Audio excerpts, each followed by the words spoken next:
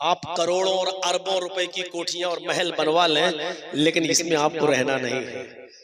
हकीकत यह है कि हम उसी 2 गज जमीन के मालिक हैं, बस वो हमारी मिल्कियत है, वही हमारी प्रॉपर्टी है, वही हमारी जायदाद है, क्योंकि वही हमको जाना जो हमसे कोई नहीं छीन सकता है।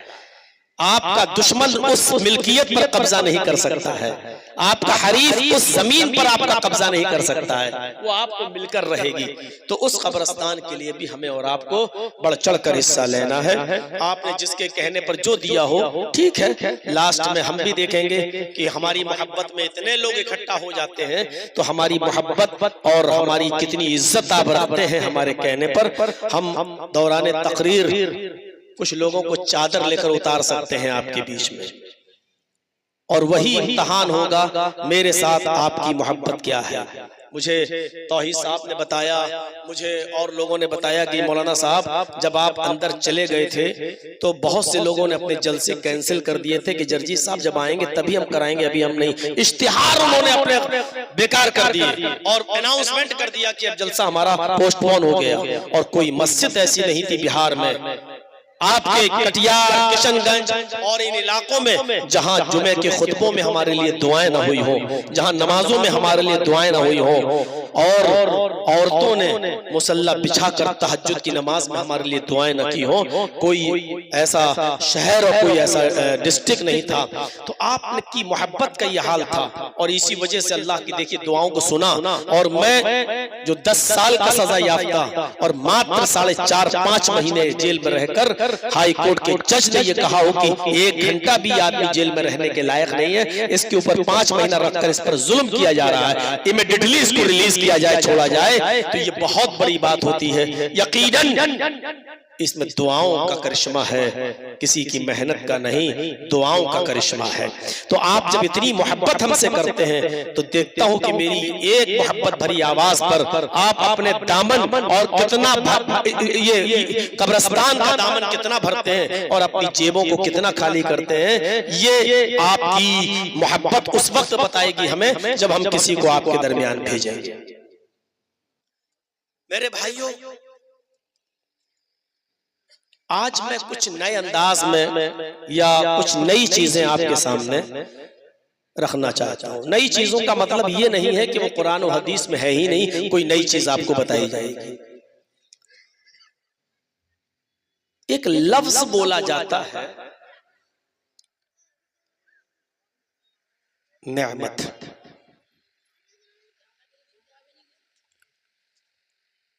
और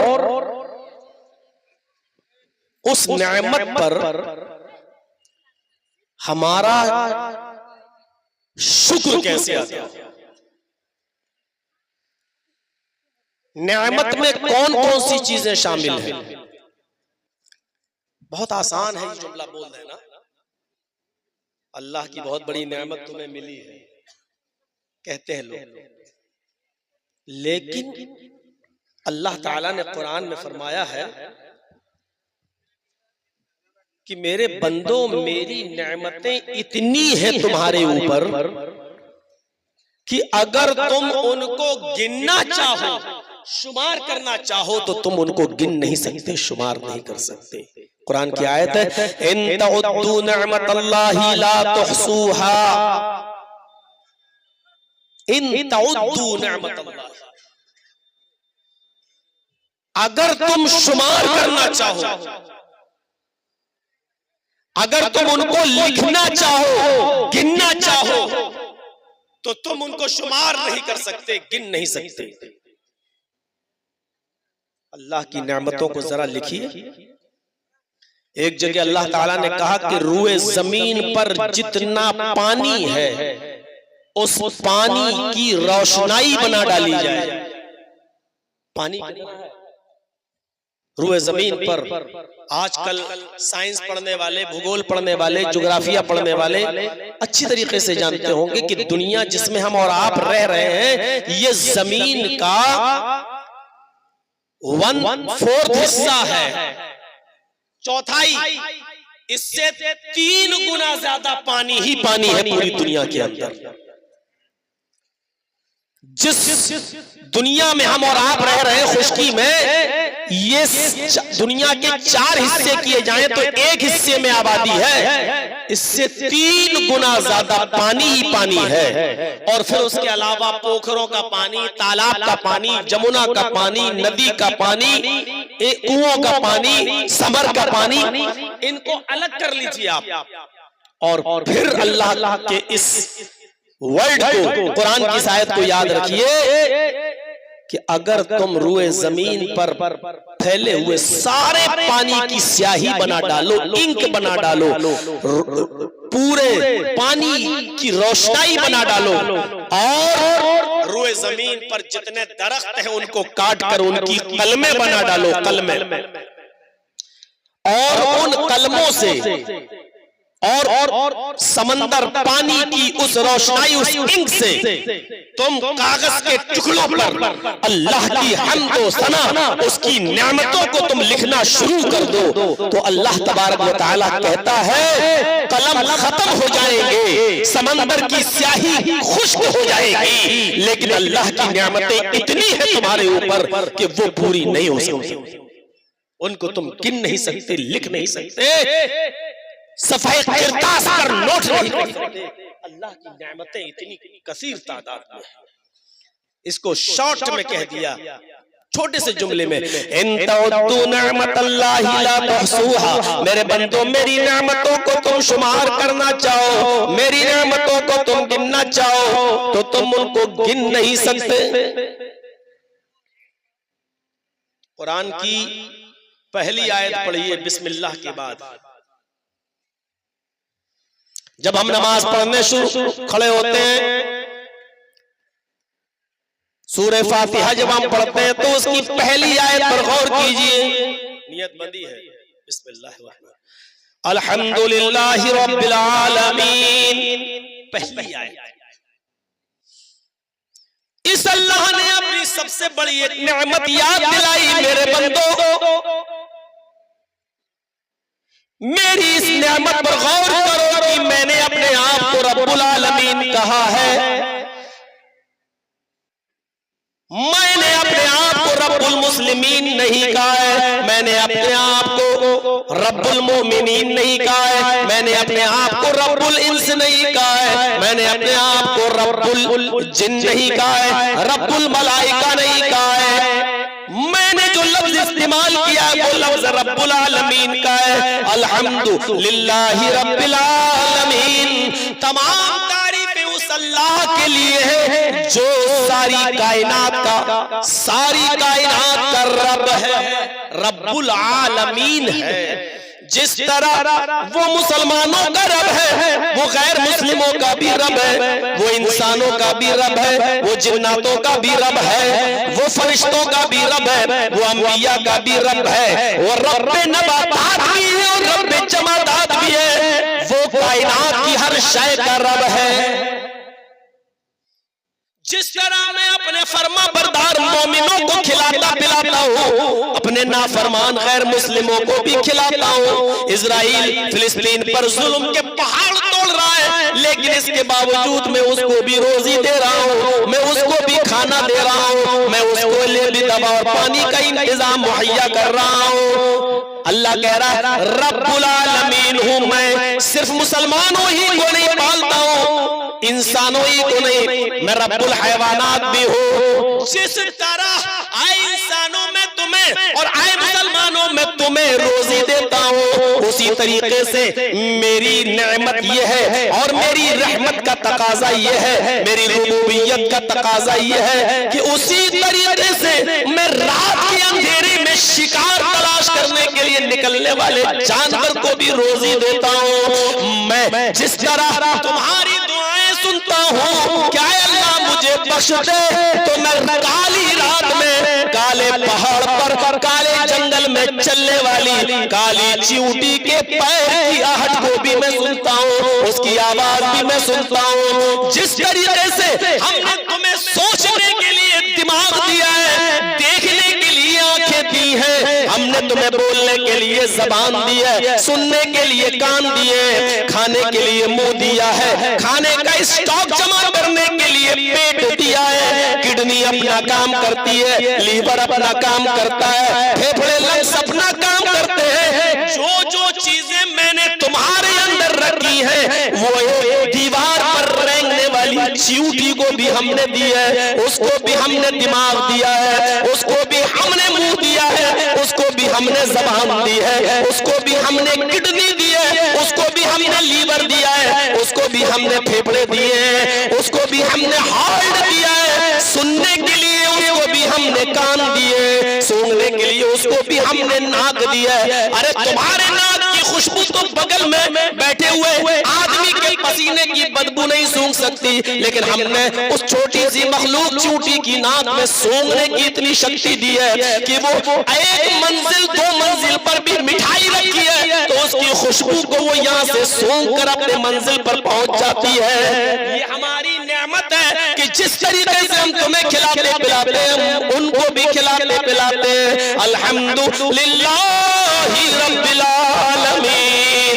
तमाम तारीफें उस अल्लाह के लिए है जो दोनों जहान का पालने वाला है, दोनों जहान की परवरिश करने वाला है, जो सारी कायनात का रब है। वो हमें भी खिलाता है, गैर मुस्लिमों को भी खिलाता है। असल में बात समझने की, इस दुनिया की, बच्चों इनको भेज दो, बेटा जाओ घर पे, हाँ इनको खाली करा दो तो अच्छा। जाओ बेटा, तुम्हारे ऊपर तो अभी शादी फर्ज नहीं हुई है तो जलसा कैसे हो जाएगा। इनको जाने तो बहुत ज्यादा शोर कर रहा है।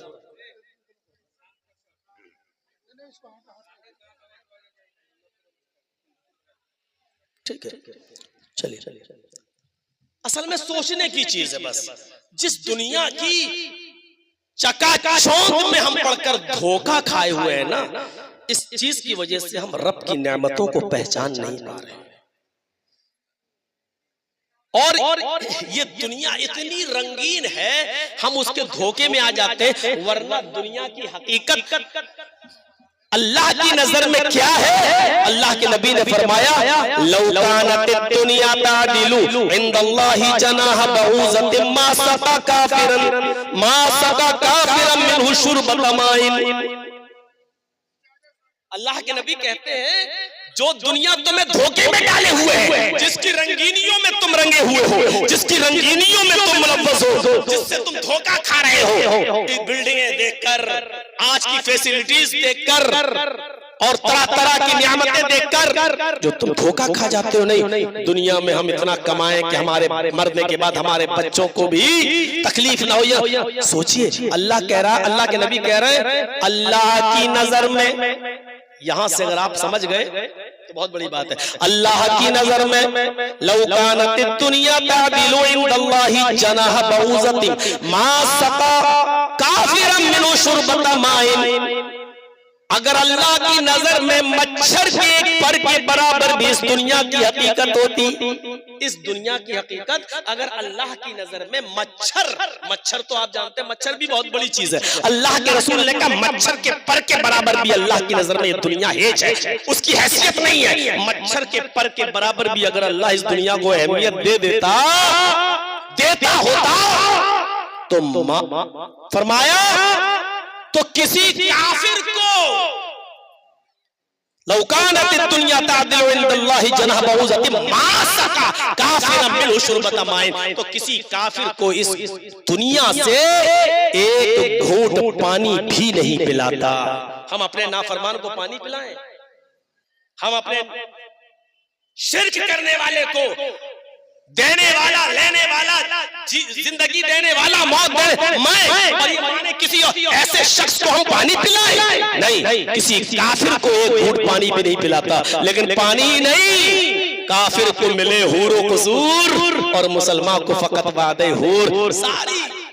सारे दुनिया में हूरे और सारे ऐशो आराम के सामान और कसूर, बड़े बड़े महलों बंगले नहीं काफिरों के पास है। अल्लामा इकबाल ने कहा था काफिर को तो मिले हूरो कसूर और मुसलमान को फकत वादे हूर। और मुसलमान से क्या कहा, नेक अमल कर बस तुझे जन्नत में हूर मिलेगी।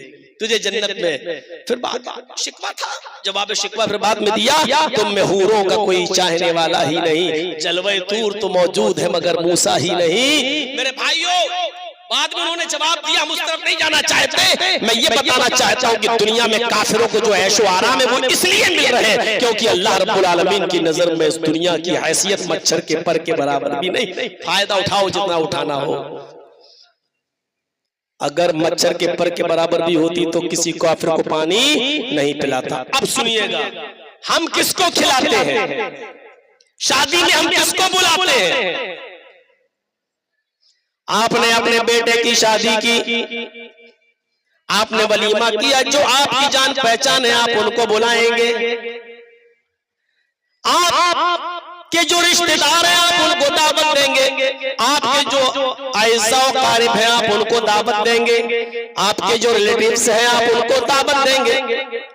मजाल है कि आपकी दावत में आपका दुश्मन आ जाए, आप उसको अपने घर, अपने दुश्मन को नहीं बुलाएंगे। ये मेरी मुखालिफत करता है, जिंदगी भर मेरा विरोध करता है, हम इसको क्यों बुलाएं, हम इसको क्यों दावत दें, हम इसको अपने घर में अपने बेटे की शादी में क्यों बुलाएं? मेरे भाइयों, हम देखते हैं इसमें उलमा भी है, आप भी है, सब अपने अपनों को चाहते हैं, सब अपने अपनों को बुलाते हैं, सब अपने अपनों को दावत देते हैं। थोड़ी देर के लिए तखय्युल की शाहराह पर सवार होकर सोचिए, मेरा वो रब है, अगर ये सोचने लगे कि मैं अपने ही फरमाबरदारों को खिलाऊंगा, ना फरमानों को नहीं दूंगा, तो दुनिया का निजाम कैसा हो जाए। अल्लाह तो है जो मुसलमानों को भी दे रहा है, गैर मुस्लिमों को भी दे रहा है, यहूदियों को भी दे रहा है, ईसाइयों को भी खिला रहा है। मेरे भाइयों, आसमान से मूसलाधार बारिश बरसती है, ये सिर्फ अल्लाह के नेक बंदों पर ही नहीं बरसती है, आपके खेतों में ये बारिश का पानी आता है, एक हिंदू के खेत में भी जाता है, एक यहूदी के खेत में भी जाता है, एक ईसाई के खेत में भी जा रहा है। आपके खेतों से अगर अल्लाह अनाज पैदा कर रहा है तो गैर मुस्लिमों के खेतों से भी अनाज पैदा कर रहा है। आपको अगर पानी दे रहा है तो गैर मुस्लिमों को भी पानी दे रहा है। आपके अनाज पक रहे हैं तो गैर मुस्लिमों के भी पक रहे हैं। हम सुबह उठते हैं, सूरज की रोशनी के मुंतजिर रहते हैं, पूरब से चमकता हुआ सूरज निकलता है, ये 9 करोड़ 20 लाख मील की बुलंदी पर चमकने वाला सूरज जब अपना रोशनी जब अपनी जमीन पर गिराता है तो सिर्फ मुसलमानों के खेतों पर नहीं, गैर मुस्लिमों के खेतों पर भी जाती है, मुसलमानों के घरों में नहीं, गैर मुस्लिमों के घरों में भी जाती है। मेरे भाइयों, इस सूरज की रोशनी से भी वो गैर मुस्लिमों को फायदा पहुंचा रहा है, मुसलमानों को भी फायदा दे रहा है। उसकी नजर में कोई सब बराबर है और दुनिया में उसने इसीलिए ये आयत सबसे पहले पढ़ी जाती है सूरह फातिहा के अंदर कि तुम तो मेरे पीछे नमाज पढ़ रहे हो, मेरे फरमाबरदार बंदे हो जो इमाम के पीछे नमाज पढ़ रहे हो, लेकिन याद रखना सिर्फ नमाज पढ़ने की वजह से मैं तुम्हें खिलाता नहीं हूँ, पिलाता नहीं हूँ। बहुत से लोग हैं जो अल्लाहू अकबर की आवाज सुनकर मस्जिद में नहीं आए, हमने उनको भी रिस्क दिया है। बहुत से लोग इस मस्जिद से दूर है, मैंने उनको भी पानी दिया है, मैंने उनको भी दौलत से नवाजा है।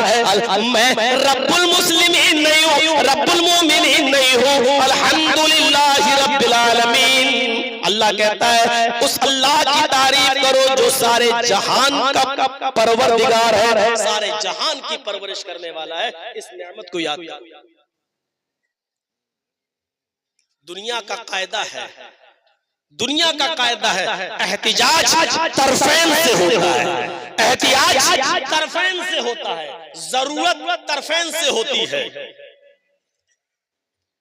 हम धोबी के मोहताज है, वो हमारे कपड़े धोए तो धोबी हमारा भी मोहताज है कि कपड़े धोने के वो हमसे पैसे ले। हम डॉक्टर के मोहताज है कि वो मेरा इलाज करे तो डॉक्टर हमारा भी मोहताज है कि वो हमसे पैसे ले। हम अशियाए खुर्दोनोश के मोहताज है, हम ये चीजें खरीदे, आटा ले, चावल ले, दाल ले, हम मोहताज हैं चीजों के, तो ये बेचने वाले हमारे भी मोहताज है कि हमसे इनके बदले में पैसा ले। मेरे भाइयों, दुनिया के उसूल एहतियाज पर टिके हुए हैं। हम तुम्हारे मोहताज हैं, तुम हमारे मोहताज हो, लेकिन यहाँ उसूल बदल जाता है। हम सूरज की धूप की और रोशनी के मोहताज है, लेकिन सूरज हमारा जर्रा बराबर मोहताज नहीं। हम चांद की रोशनी के मोहताज है, लेकिन चांद हमारा जर्रा बराबर मोहताज नहीं। हम बारिश के मोहताज है, लेकिन बारिश हमारी जर्रा बराबर मोहताज नहीं। मेरे भाइयों, यहाँ उसूल बदल जाता है। इन तमाम नेमतों के बदले में अल्लाह ने कहा है, तो सिर्फ इतना कहा है, ओ मेरे बंदे, इन तमाम नेमतों के बदले में अगर तू मुझे कुछ देना ही चाहता है तो सिर्फ इतना कर कि मेरे घर में चला जा, अपनी पेशानी जमीन पर रख दे, ताकि मुझे यकीन हो जाए, और जमीन पर अपने माथे को, पेशानी को रखकर इकरार कर दे कि अल्लाह, मैंने अपने आप को जलील समझ लिया और तुझे अजीज, सुभान रब्बियल आला,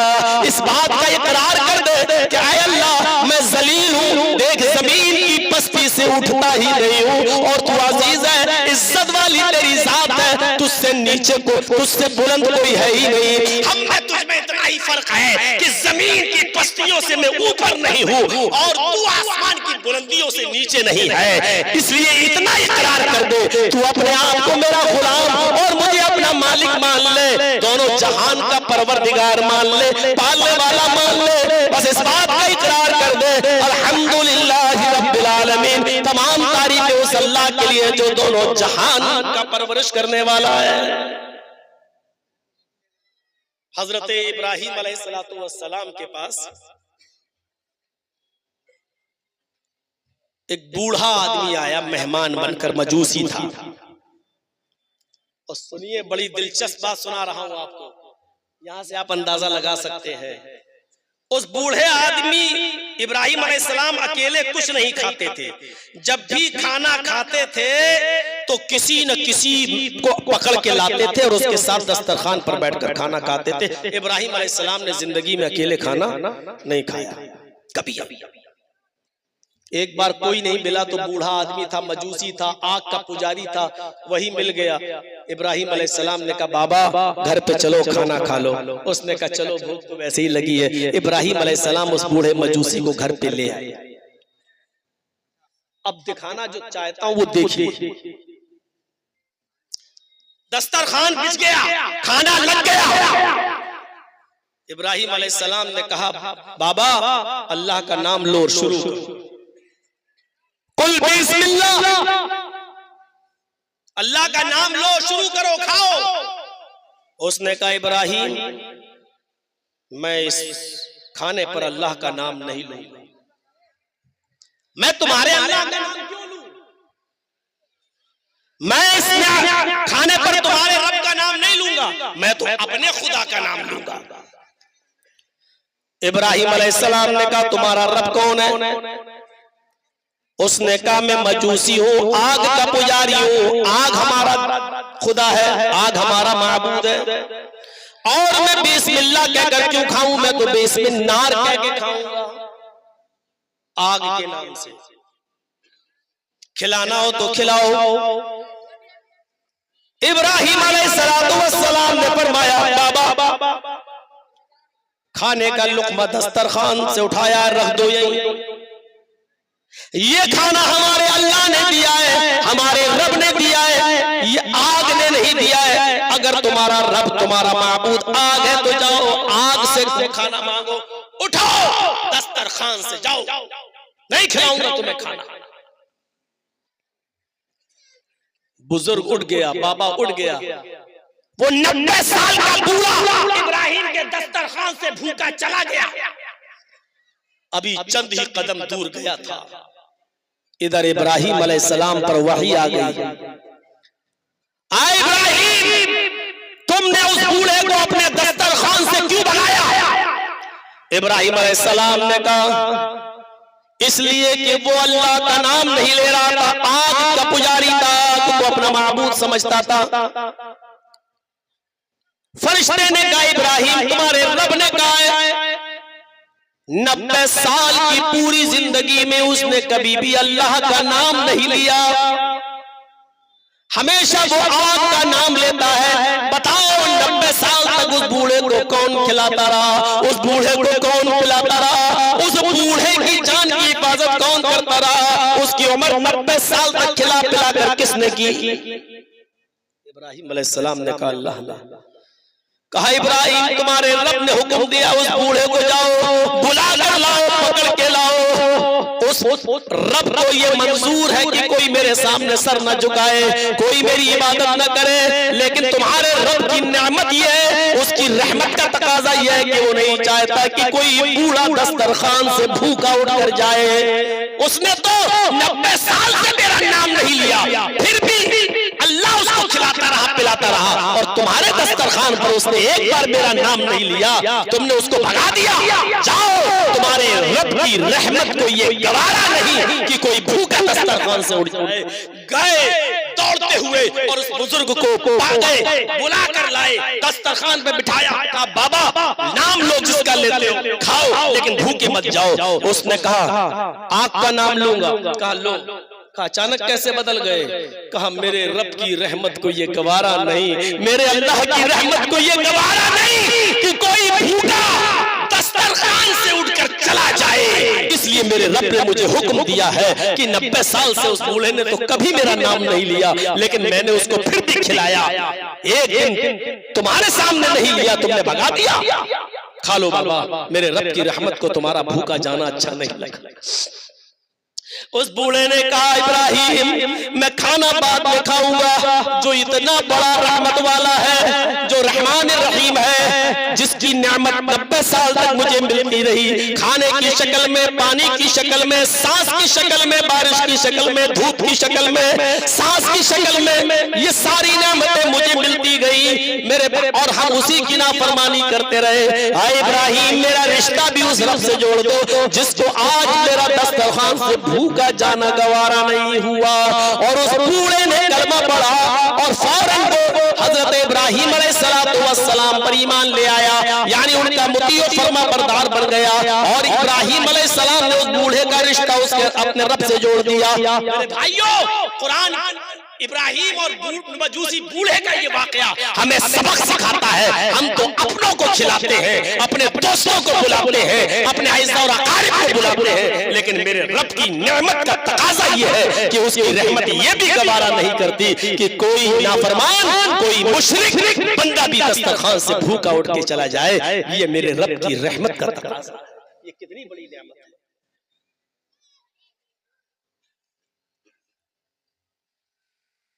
अभी चैनल वालों को इजाजत मिल जाए तो इसी पर वो एक बुढ़ा बना देंगे